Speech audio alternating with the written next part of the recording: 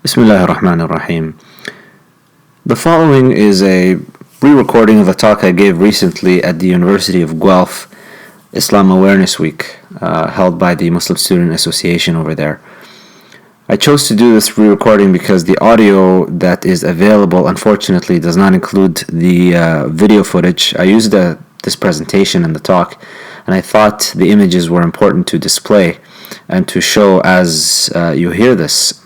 Now, what I've done in this talk is gathered just some introductory remarks from a course on theology, Islamic creed, that I taught a few times, and this is really beginner stuff that we discuss with students of knowledge as they embark on their journey of studying Islamic theology. Now, this perspective regarding the relationship between religion and science is not fully drawn out in this talk. This is, as I said, is introductory, but hopefully you will get some benefit from it if you haven't been exposed to any of this before. Now, just before I begin this talk, there were some images that I shared with the students and with the attendees. And it started off with this image. And the reason I'm presenting these images is to show an interesting cognitive phenomenon. Now, most people that look at this image actually see a face. This is an image of a rock/mountain formation on the surface of Mars. And because of the angle that the picture was taken at, the distance that it's taken at, most people do see a face there. But there's actually no face. It's just a rock formation. Now, this phenomenon is not restricted just to Mars. There are other images that we can show. The ones that I chose for this talk were to illustrate a point. Here is this one, which most people see Jesus being crucified on the cross. And then there's these ones, cloud formations that appear to spell out the divine name Allah on the right, and the name of the Prophet Muhammad in Arabic, sallallahu alaihi wasallam, on the left. And just so that I don't leave our fellow science Darwinist type of people out, here's Darwin in the clouds. Now, regardless whether these images are real or not, I recall when I was younger, I could see up in the sky. We saw alligators, crocodiles, we saw all kinds of stuff. Turtles, frogs. What this illustrates is what is called false pattern recognition. False pattern recognition is the brain's ability to see patterns where there are no patterns, to derive meaning where there is no meaning to be derived. This is just a random formation of something, and your brain projects onto it something from its own memory. And one of the principles that it uses is what's called Gestalt principle, which is just filling in gaps and creating an image even if there is no image to be created. Sometimes it's valid, sometimes it's not, this identification of patterns, and that's really why we use mathematics to identify what is actually a pattern that is verifiable and what is just brain activity that's firing and showing you this. The reason I show this is because a lot of us approach science and approach religion with baggage, with intellectual baggage, and we derive patterns where there are no patterns to be derived.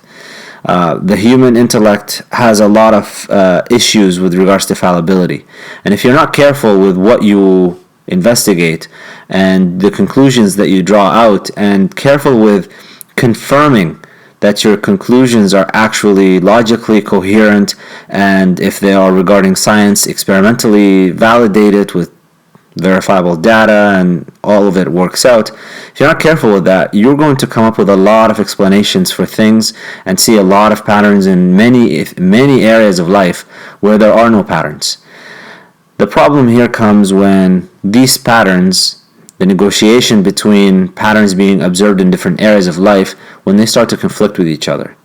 And if you're not aware that of yourself observing a false pattern, it's a false pattern recognition, you might confuse a conflict, be confused about a conflict, and generate a conflict where there is no conflict. That conflict should not exist to begin with. Now, there's an interesting quote by Daniel Dennett in his book Darwin's Dangerous Idea, published in 1995. And this quote is quite significant to keep in mind whenever you approach these discussions. There is no such thing as philosophy-free science. There is only science whose philosophical baggage is taken on board without examination. This image of the iceberg has been used by several philosophers to indicate a point. You only see about 10% of the iceberg. No matter how big it is, you're only observing about 10% of it. 90% of it is below the surface. And that actually is what's going on with regards to these discussions. If you're not aware of what underlies the apparent, what people verbalize, the philosophical underpinnings of it, you might be a little bit perturbed by some of the discussions that are arising. And I don't mean perturbed in the sense that you find it incoherent or anything. You might find a coherent statement being presented to you, but if you don't understand what it's based on, what it comes from, the foundation, you might be attacking something that's quite valid not knowing it, or you might be rejecting something that's valid not knowing it, or you might be accepting something that's invalid not knowing it. In either case, you need to be aware of what's going on below the surface. Now, when it comes to discussions of science, there's a cartoon, and I like cartoons because they illustrate points in a very simple visual way. When it comes to discussions about science, let's put religion aside for a second. People that promote science, people that love science, people that talk about how great science is, you really have to identify and distinguish between people who don't work in science and people who work in science. The individual who doesn't work in science, typically you find them pick up either newspapers or they pick up books written for public consumption at popular bookstores, and they read about a particular scientific field. And it sounds amazing. And the reaction, as you can see in this drawing, wow. That moves on to science. It works, as in this great endeavor. And it manifests itself ultimately in the sense of a philosophy, that science can answer any question. Anybody that tells you that, you should be very careful with, because that usually is a sign that this individual is not actually in science. And if they are in science, they're deeply dogmatic and indoctrinated with a metaphysical worldview about it that is not logically or historically sustainable. On the other hand, you have individuals who work in science, and you'll find that people who are actively working in science at a deep level, they don't engage in these discussions. They don't engage in these debates. In fact, when they find out about a particular study, they don't go to the newspaper or to popular books. They go and read the actual research article, and they look at the first place they look at is the abstract, and from the abstract to find out what the paper is about, they go to the introduction. And for those of you who are in undergraduate studies, this is how you actually read a paper. If you're assigned a paper by your professor, this is how you read it. You look at the abstract to get a general sense, the gist of what the paper is about, what question was being addressed, the general findings, the conclusions from that. Then you go to the introduction, you look at the final paragraph, the last couple of sentences actually tell you what this paper was set to investigate in detail. And then you look at the methods section. Investigate the methods, look at how they are done, and then from the methods you go directly to results and figures and just, look through what the figures are, and you typically would disregard the discussion. You don't really focus too much on the discussion there. Now, you see somebody in this cartoon who works in science, they look at the methods and they might say the methods are awful after reading the actual paper, in contrast to somebody who was amazed by the findings that were reported in the paper, in the newspaper. This researcher looks at the actual research article and doesn't buy it because they don't agree with the methods, or they feel the methods were awful for whatever reason. And they will give you logical reasons for why the methods are awful. Next, somebody who doesn't work in science believes that science works all the time. Well, in the lab, actually what happens is, no, it doesn't. You could be doing an experiment for the umpteenth time and finding out that it doesn't work. And in fact, people who do their PhD will tell you, or master's degrees will tell you, that most of the time that they spent in the lab was doing experiments that didn't work, many of which didn't even make it to their theses. The thesis does not include many of the experiments that they've done because they just didn't work. The final product is usually the stuff that worked, and we construct a story around it, and we hope that it holds up for replication. And finally, when you look at people that say science can answer any question, well, if you go to the lab, we look at data, graphs, mathematics really, and we ask, what does the data tell us? And usually the answer, I don't know. It says something. There's some significance there. The manipulation of the experiment resulted in this finding. It seems to hold up, but what does it actually tell us in the big picture? We don't really know. If you're in science, you become more humbled by it. You would recognize the limitations of your knowledge. You would recognize the limitations of your methods themselves. And one of the things that gets beaten out of graduate students as they begin their graduate studies is being overly certain with their statements and making generalized statements about their findings. A good supervisor will check you, really.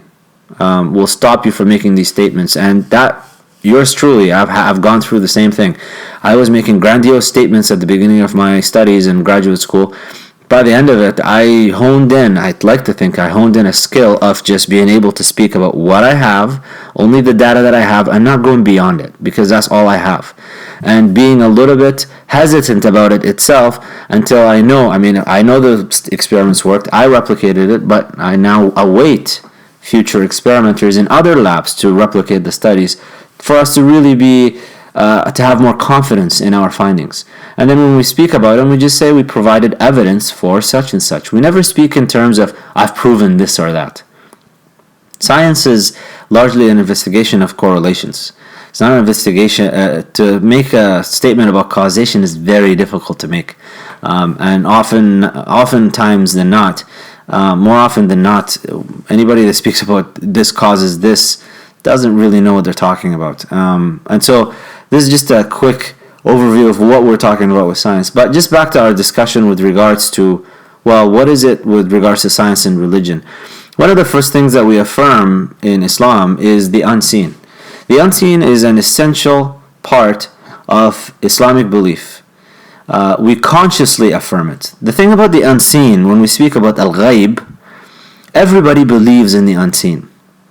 Whether you're an atheist or not, everybody believes in the unseen. They hold certain beliefs about metaphysics. These metaphysics could be, in a sense, believing in God, the angels, the divine decree, things that Islamic creed kind of establishes. On the other hand, you could believe that, for example, the universe is eternal. Well, you don't know that. That's merely a faith-based assertion that the universe has always been around. We have scientific evidence that says, actually, no, it hasn't, and we can rationally show that it's not, but that's still a metaphysical belief about the universe. You're still holding a belief about it that's faith-based because you weren't around this whole time for eternity, and you're claiming that it's always been around. The thing about the Islamic belief with regards to the unseen is that we consciously affirm it. We say consciously that not everything that we can measure, no matter how type of measurements we have, regardless what it is, energies or physical objects or anything that we have access to through our human faculties and human base innovations, all of that is part of the seen. When we talk about the unseen, we're talking about something beyond all of this. We're talking about something beyond the universe itself. That's the unseen. Now, based on what you believe regarding the unseen, very different worldview perspectives can be generated. And that's where you'll have the conflicts. The conflict is not between science and religion. The conflict is between these metaphysical views. The conflict is between people who say, I believe and I acknowledge that God exists and angels exist and there are forces beyond what we can measure. And those who say, no, there are no such forces, there is no God, and I actually don't believe in any of that. Both of them, though, they agree on something regarding science. When it comes to scientific investigation, you won't find people differing in beliefs, in metaphysical beliefs, differing about what the data says, or differing about the experiment itself, the validity of it, or differing about the observation, that they both see something. Or if they both apply the scientific method as it should be applied, and maybe in a future talk I can discuss that, if they understand really what the scientific method is about and how to construct models from it based on the experimental data, they won't disagree either in that. When we're talking about the physical world, there won't be much disagreement. It's not just about interpretation using metaphysics. We're talking about just the physical stuff, that I can make a prediction and come up with something. Regardless of what people believe, they'll both come up with the same stuff, and they'll come eventually to an agreement about it. There is a general, I would like to say, a misunderstanding about science. People that immerse themselves in philosophy of science and history of science, they like to pretend or sometimes disregard all of science completely and say that everything is going to change because it's all contingent. That, in a sense, there is nothing that we can really trust in today in our knowledge. And I have quarrels with that. I have a disagreement with that.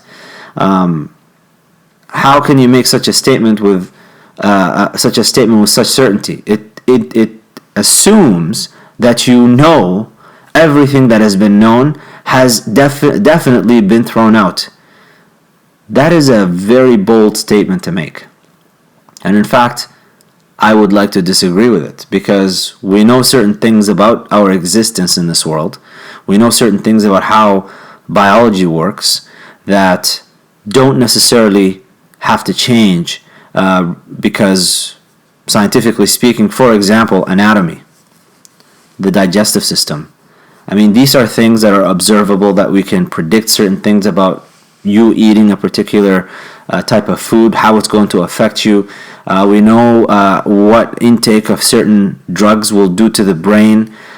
We've done studies with that. We can show how it impacts the person. Specific details may change, specific details.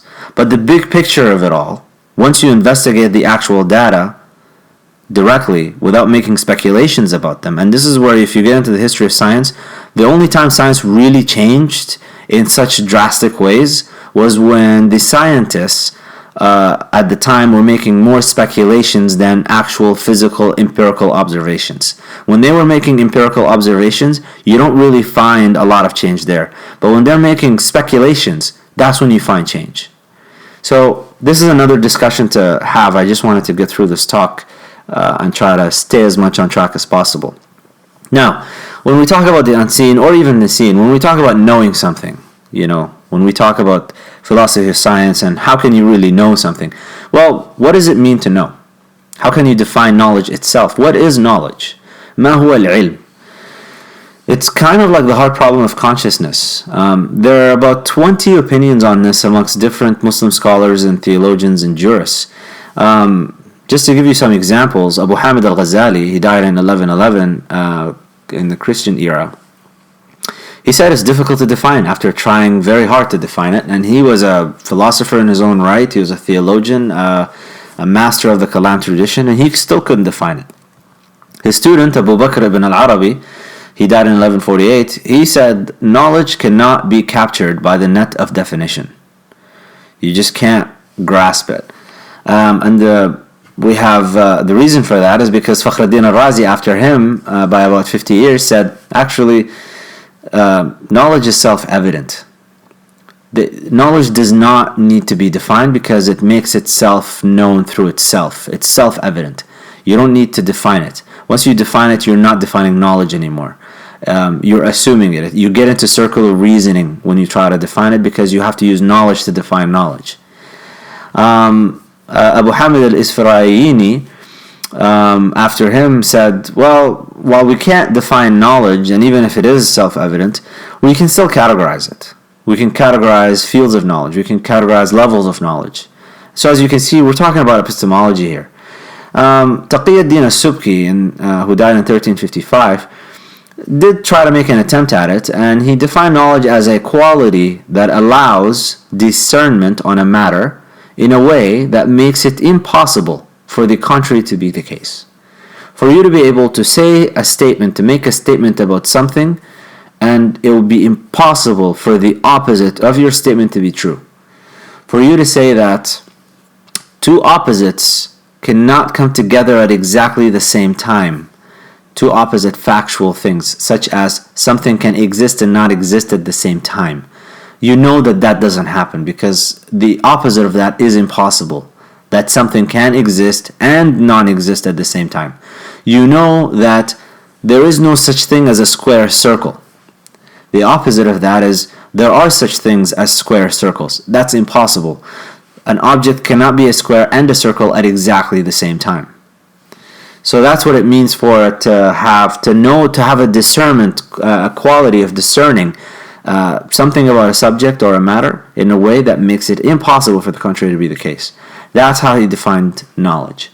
Now, where do you get knowledge from? What are the sources of knowledge? There are generally three sources of knowledge. If you divide all of your sources of knowledge into categories, you'll find you actually get everything you know through three ways. And that's it. The first way is through sense experience, meaning you yourself go and actually investigate it and measure it in your own way, so that you can see it or touch it or smell it or taste it or whatever it is. You used your sense experience to derive that knowledge. That also includes the use of technology on your part to look at something that maybe your naked eye can't see. For example, a microscope for you to visualize bacteria, or an electron microscope to visualize something like viruses and smaller things like that. So that's sense experience. The second way of gaining knowledge is through oral transmission, and there is a growing field in epistemology about testimony. If you really think about, for example, most of us, I don't want to say it, but many of us don't have the means to travel long distances and make trips to exotic places, exotic to us.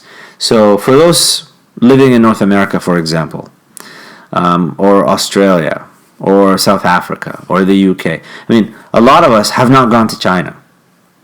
And yet, we believe that China exists. Why do you believe that China exists? Did you go there? Did you see it? I mean, you could talk about videos, but we know that through videos people can make all kinds of stuff. It's not necessary that these videos are reflecting reality. What is it about China that makes you believe that it exists? It was actually oral transmission, testimony. You've had enough people testify that China is an actual place. There are people, you've seen Chinese people. You know that it exists. You have read things from there. You know about Confucius. You know about a lot of things from Chinese culture, that it makes it impossible for you. You become an irrational person if you said China doesn't exist because I have never actually been there. Or even to be skeptical about the existence of it because you haven't experienced it yourself. So that's testimony. The third one is rational contemplation. And really what we're talking about here with rational contemplation is logic. The ability of the intellect to reflect on propositions and investigate the link between these propositions and assert whether they follow from each other or not. That's really what logic is. Logic is like the grammar of thought. Grammar is learned so that you can speak in a coherent way and construct coherent sentences. If you don't use proper grammar and throw all grammar rules out the window, you can make statements, but they may not make any sense to anybody. Logic is the grammar of thought. Logic is the ability to link these thoughts together and have propositions follow one another, and to just say, like, are you engaging in circular reasoning? Are you engaging in an ad hominem attack? Are you engaging in any logical fallacies? Does this statement follow from that statement? That's rational contemplation. And through rational contemplation is how you get to know certain things. We're talking about the ability to reason in a pure reason type of way.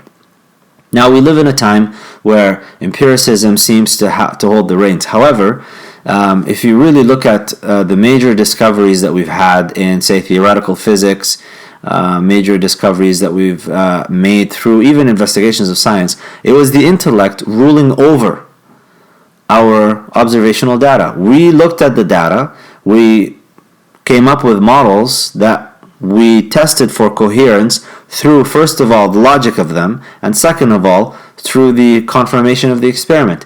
The empirical experiment confirms the rational judgment over the physical item.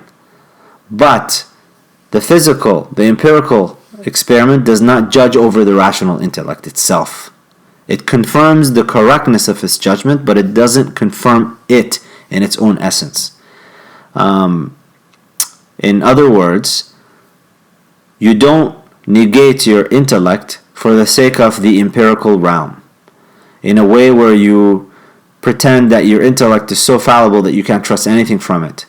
Because if you can't trust anything from it, then you can't trust your own interpretations of the data that you have. You can't even trust the conclusions that you're making, because these conclusions are a product of your intellect reflecting on the data that you've gained from your empirical observations. And you've constructed these models. And how do you judge one model over the other? It's again the intellect making that judgment over these models by predicting results from each model, predicting findings from each theoretical model that you construct regarding the nature of the world.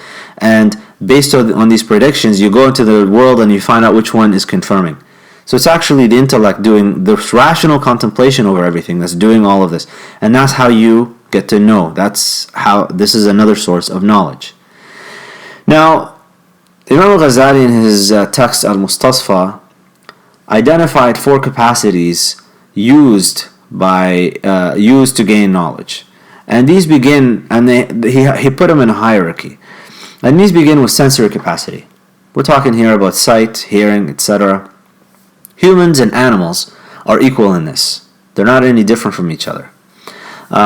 Both humans and animals are able to see stuff, they're able to sense things, they're able to smell things to varying degrees between each other, but this capacity for gaining knowledge does not distinguish humans from the rest of the animal kingdom. The second capacity for gaining knowledge is imaginary capacity, and the imaginary capacity is the ability to store images in the mind after the sensory experience has gone away. So this is the ability for you to hold an image of a person in your mind after that person has left. Humans and animals are equal in this as well.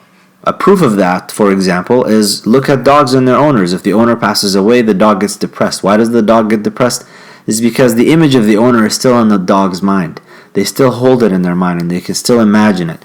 And so that's the imaginary capacity. Again, humans are not set apart from the animal kingdom in this capacity. Next, we have the contemplative capacity. And this is the ability to break apart images into components and rearrange them. Here's where we see humans splitting off from the animal kingdom, because this is the driver of civilizations. For example, you look at anything that you have in your home right now, or look at the structure of buildings. Well, the structure of buildings is really architects coming together and looking at previous buildings and dismantling these buildings apart as components and then putting them together in a new way. The advancement of technology is our ability to break apart components from different parts of other technologies and putting them together as a new solution to something else. So if you really reflect on a lot of the inventions, nobody really invents anew from nothing. It's always after observations of something else, and then coming up with almost like a symphony. There's a movie called August Rush, and it's this little boy who was taken away from his mother without her knowing.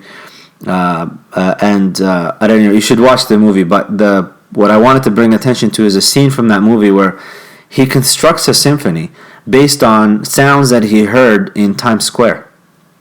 He heard the trucks driving by, the sound of the wind, he heard the sound of bags flying about, and he just took different sounds, put them together, and came up with a beautiful symphony. Call it August Rhapsody. So this is the contemplative capacity. Animals don't have this.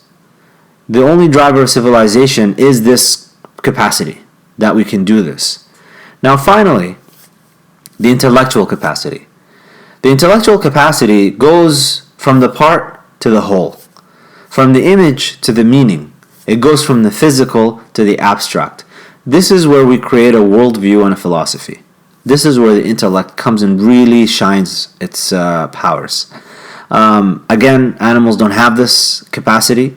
The idea that we have all these different philosophies that arose throughout human history. All of this is basically taking certain behaviors, and it's not just philosophy. I mean, even if you look at psychology, the field of psychology, what do? They look at certain behaviors, so isolated behaviors, and then from these behaviors, they go to make bigger theories about what drives these behaviors. How are humans going about their lives, their internal lives, and how is that driving their external behavior and manifestation? How are governments constructed? Why do we like a democracy, for example, over an autocracy? Why do we not want a theocracy? Why is it important for freedom of speech to be there?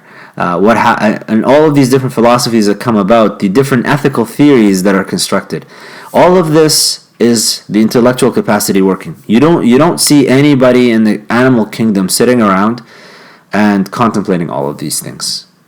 In fact, if you look at the animals, they're stuck in that sensory and imaginary capacities, and all of their behavior is governed by these two. But when it comes to humans, most of us, we're beyond that, and looking at the contemplative and intellectual capacity. Now, we've defined what knowledge is, or attempted to define what knowledge is. We talked about sources of knowledge. We talked about the categorization of different intellectual capacities and how that is put in a hierarchical structure.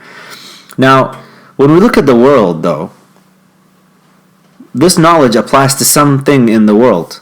And the scholars, Muslim scholars, have dealt with this a little bit and said, well, if you really break down the world into, try to categorize it and come up with a grandiose kind of categorization of the world itself, well, first of all, why would you want to do that?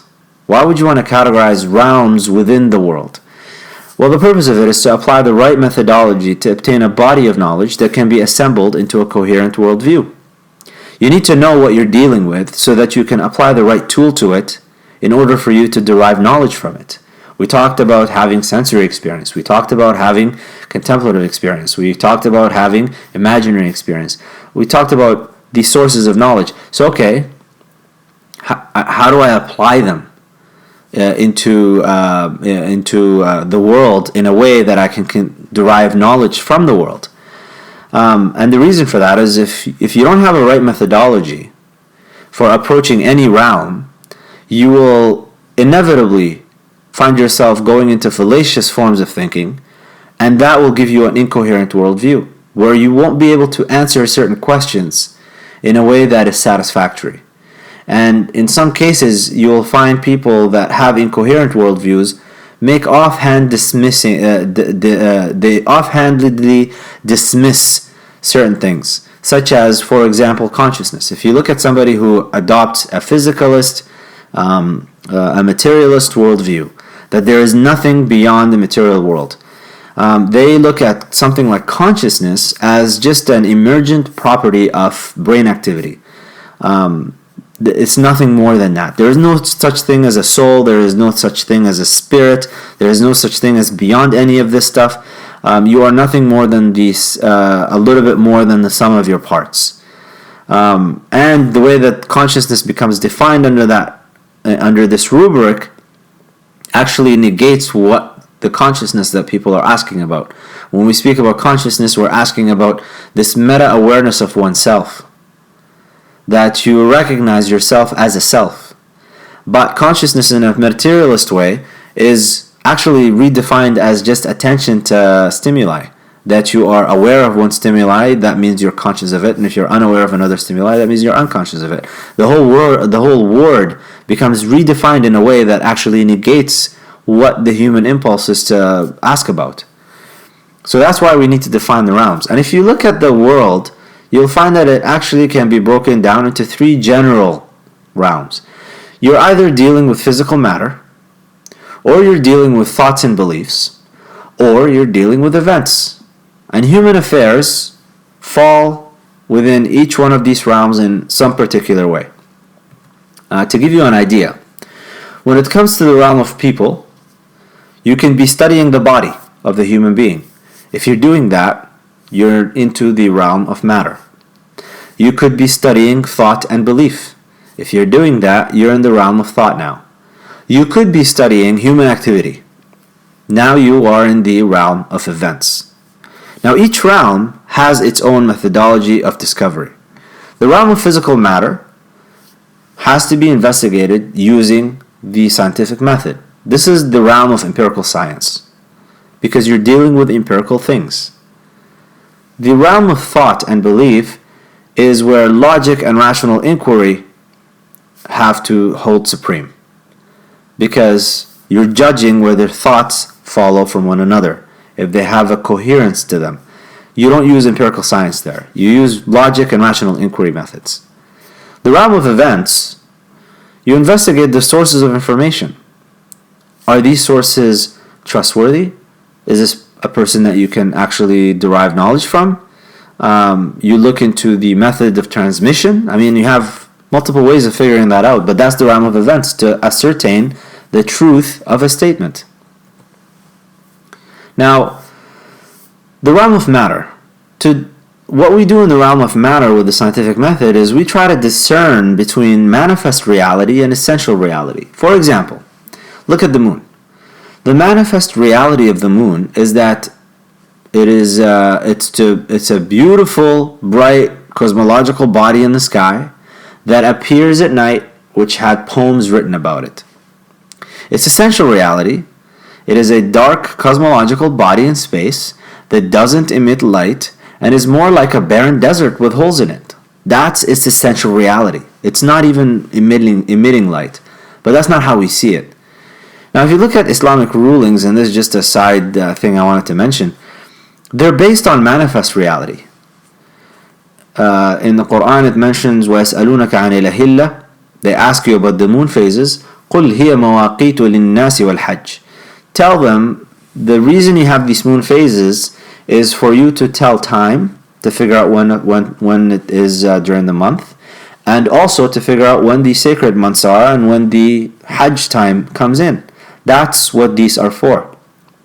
If you notice, the actual essential reality of it, that will tell us what the companions, when they asked the Prophet about the moon phases, they were not asking for what they were for. They were asking him to explain what they were about. How did they come about? Yet the Quran came and redirected their attention to the purpose of the moon phases. Another example is water. The manifest reality of water is that it is a clear liquid that quenches thirst, and it is a source of life, and it puts out fire. But the essential reality of it, it's a combination of hydrogen and oxygen, both of which are involved in fire and explosions. Oxygen keeps fire going, hydrogen explodes, is flammable, and so explosive. And so the essential reality of it, it's Narullah al-Muqada, it's hellfire. Yet, when you combine these two elements together, and they come together in particular bonding shapes, they give you clear liquid that quenches thirst. They actually put out fire. I mean, it's just an amazing manifestation of water. So, debates between science and religion are ill-founded because this distinction is not really acknowledged between the manifest and the essential realities and what each side is talking about. Religious rulings are specifically, and when the Quran talks about even natural phenomena, it's talking about manifest realities of it. But it left the door open for the scientific method to discover essential reality. And in fact, for belief to really be a choice, and this point really is missed upon many Muslims, for belief in God to really be a free will choice based on faith, God had to leave this door open for everybody to delve through, regardless of their belief, and be able to come up with conclusions and study it and learn about it and discern things from it without feeling compelled to believe in God.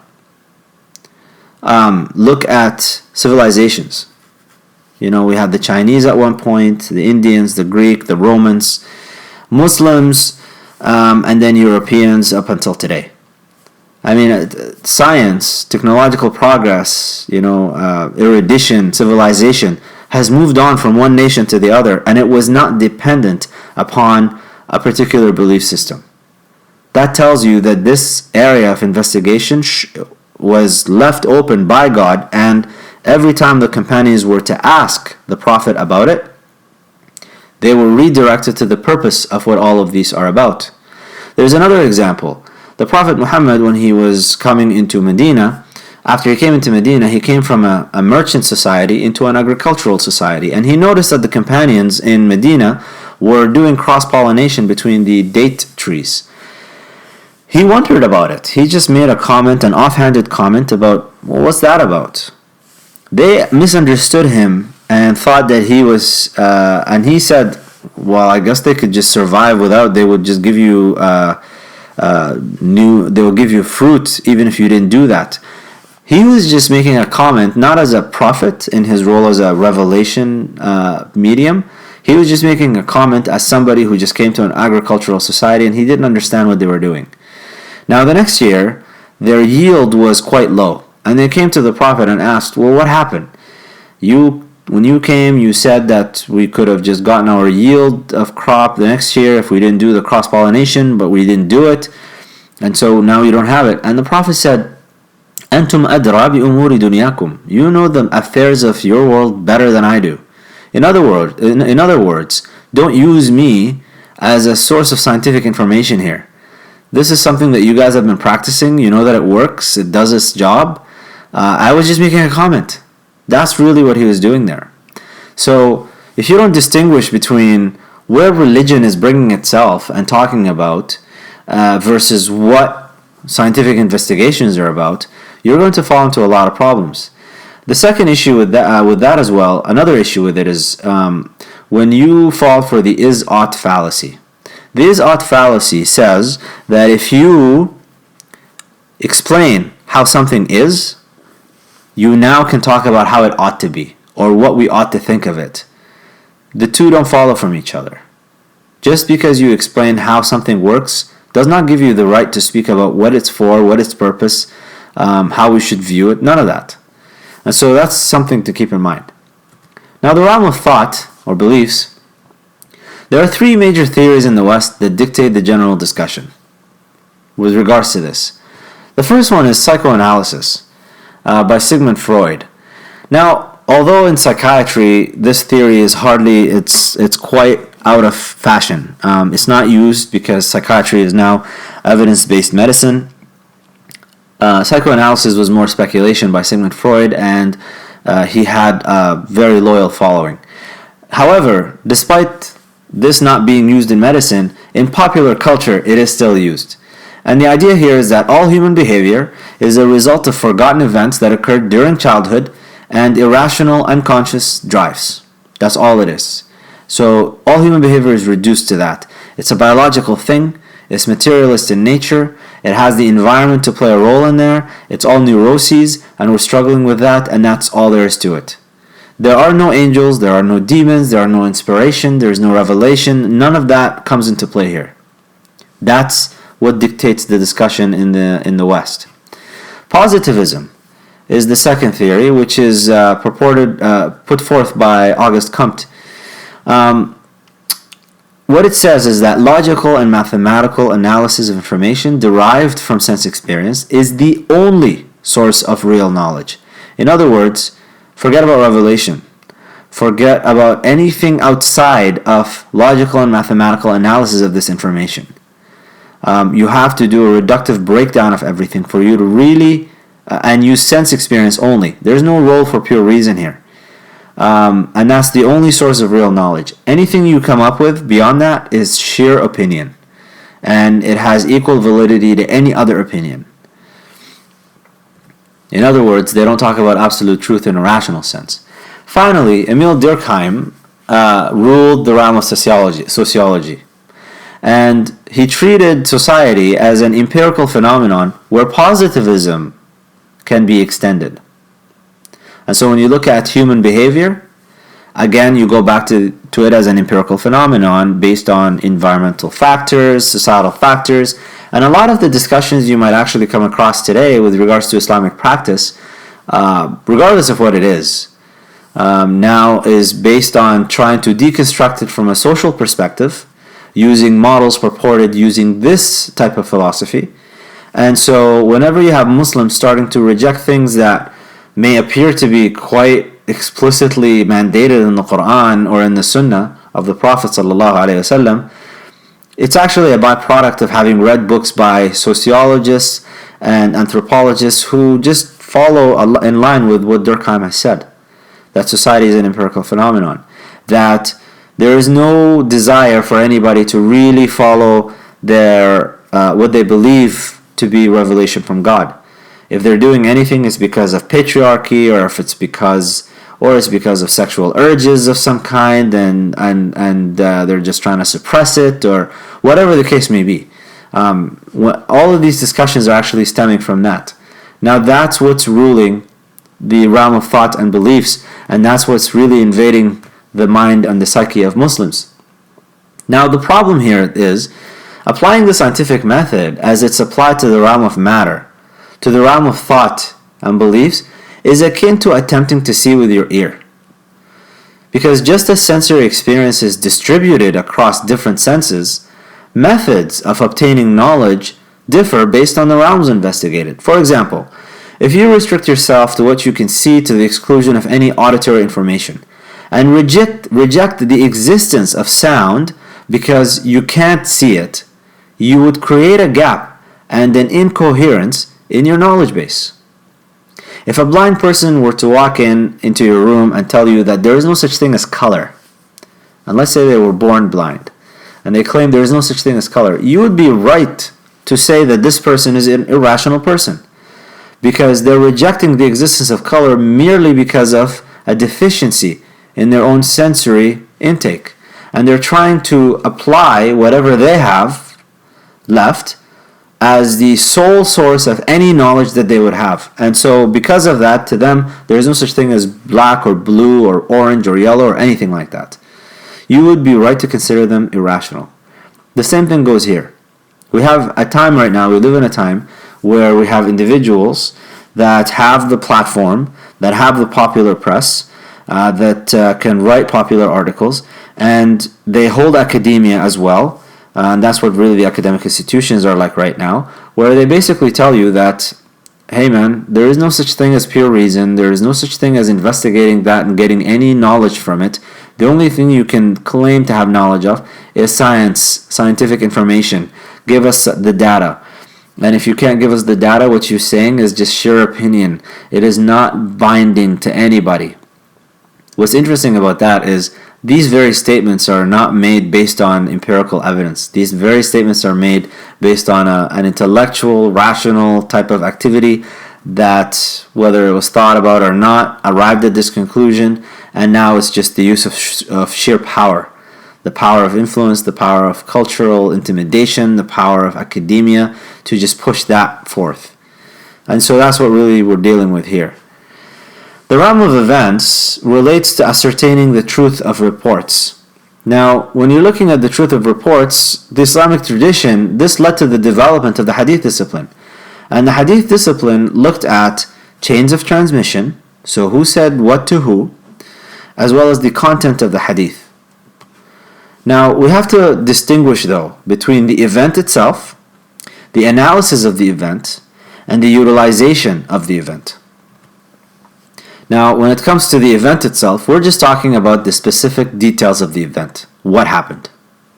Or who said what. That's it. The analysis of the event looks at the causes, the meanings, the values, and the general context in which the event took place. So when it comes to hadith, for example, now we have to look at, I'll give you an example. There is a hadith where the Prophet ﷺ is reported to have commanded a man who came late to Friday prayer. He asked him, did you pray? And he said, no. Tahiyyat al-masjid, the greeting of the masjid. And he said, get up and pray. And he did that in the middle of the khutbah. So the man got up and prayed. That is the event. That's what happened. The analysis of the event is to look at, okay, well, what's the story here? What is the general context? Because if you look at most Muslims, when they enter the masjid during khutbah, the sermon is already going, you'll find a lot of Muslims that will just pray their tahiyyat al-masjid and then sit down, even though the khatib, the imam, is given the khutbah already, and they're late.